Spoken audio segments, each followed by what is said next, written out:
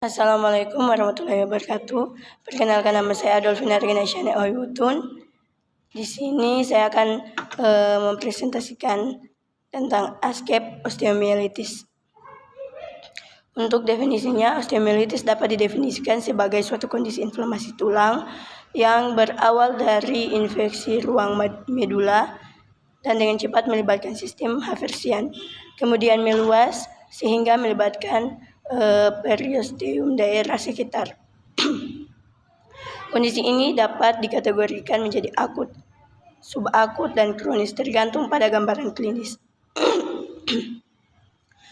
Osteomielitis akut sering diasosiasikan dengan perubahan inflamasi pada tulang yang disebabkan oleh bakteri patogen dengan gejala terjadi dalam waktu 2 minggu setelah infeksi.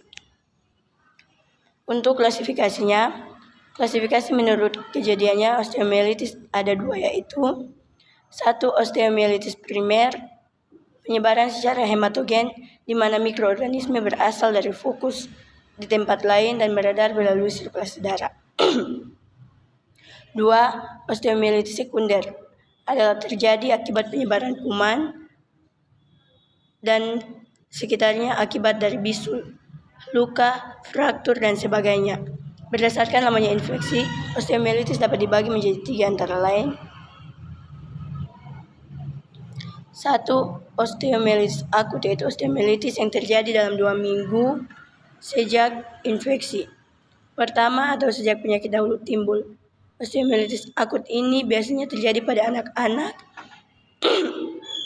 daripada orang dewasa dan biasanya terjadi sebagai komplikasi dan infeksi di dalam darah.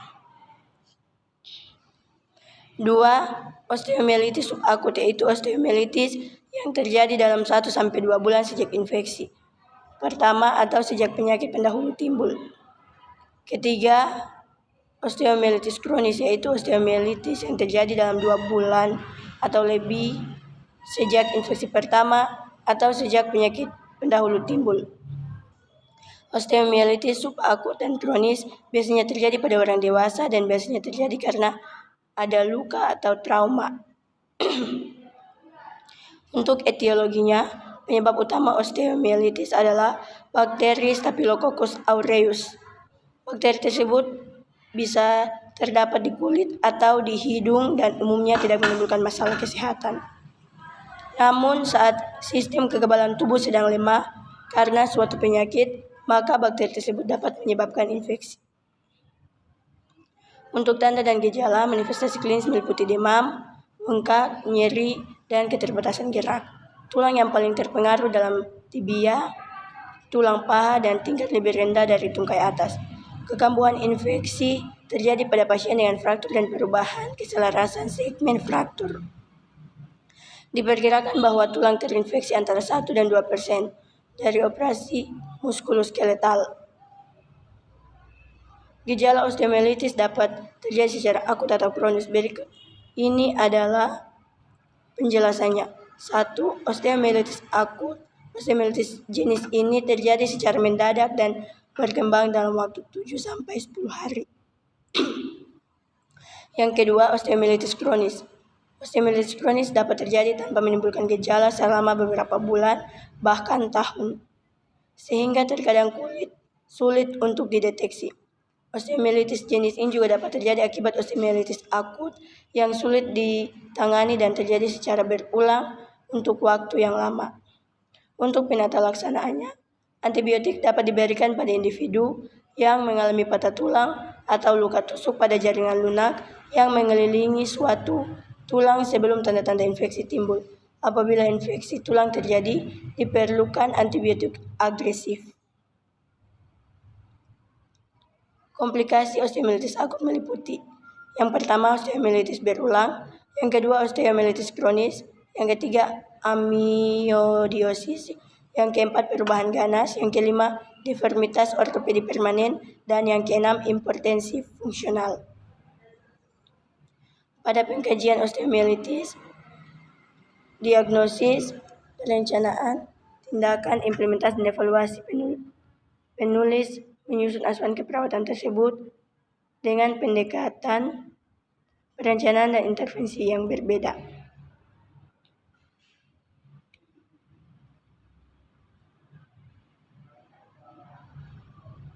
Yang berikut adalah pengkajian pada pasien dengan post-op bedah. Yang pertama sirkulasi, yang kedua integritas ego, yang ketiga makanan atau cairan, yang keempat pernapasan, yang kelima keamanan, dan yang keenam penyuluhan atau pembelajaran. Diagnosis keperawatan adalah cara mengidentifikasi, memfokuskan, mengatasi kebutuhan spesifik pasien serta respon terhadap masalah aktual dan risiko tinggi. Adapun diagnosis setelah pembedahan dilakukan pada pos bedah adalah sebagai berikut. Yang pertama, pola nafas tidak efektif dapat dihubungkan dengan neuromuskular. Yang kedua, perubahan persepsi atau sensori. Yang ketiga, kekurangan volume cairan, risiko tinggi terhadap faktor risiko. Yang keempat, nyeri akut dihubungkan dengan gangguan pada kulit, jaringan dan integritas otot, trauma muskuloskeletal atau tulang. Yang kelima, kerusakan integritas kulit atau jaringan. Yang keenam, perfusi jaringan, perubahan risiko tinggi. Yang ketujuh, kurang pengetahuan tentang kondisi atau situasi. Prognosis, kebutuhan pengobatan dihubungkan dengan kurangnya pemajaan atau mengingat, kesalahan interpretasi informasi. Untuk intervensinya, intervensi keperawatan adalah mencapai hasil pasien yang diharapkan dan tujuan pemulangan. Harapannya adalah bahwa perilaku yang dideskripsikan akan menguntungkan pasien dan keluarga dalam cara yang dapat diprediksi yang berhubungan dengan masalah yang diidentifikasi dan tujuan yang telah dipilih. Intervensi mempunyai maksud mengindividualkan perawatan dengan memenuhi kebutuhan-kebutuhan spesifik pasien serta harus menyertakan kekurangan-kekurangan pasien.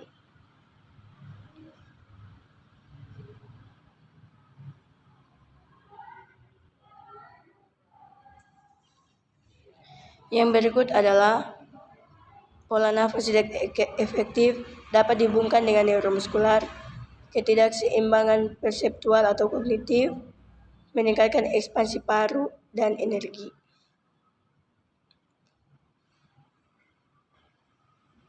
Evaluasi adalah penilaian dengan cara membandingkan perubahan keadaan pasien dengan tujuan dan kriteria hasil yang telah dibuat pada tahap perencanaan.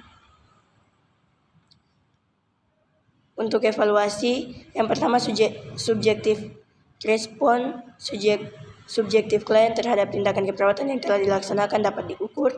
Yang kedua, objektif respon objektif klien terhadap tindakan keperawatan yang telah dilaksanakan dapat diukur dengan mengobservasi perilaku klien pada saat tindakan dilakukan atau menanyakan kembali apa yang telah diajarkan atau memberi umpan balik sesuai dengan hasil observasi. Demikian presentasi pada PPT osteomielitis ini. Saya ucapkan terima kasih.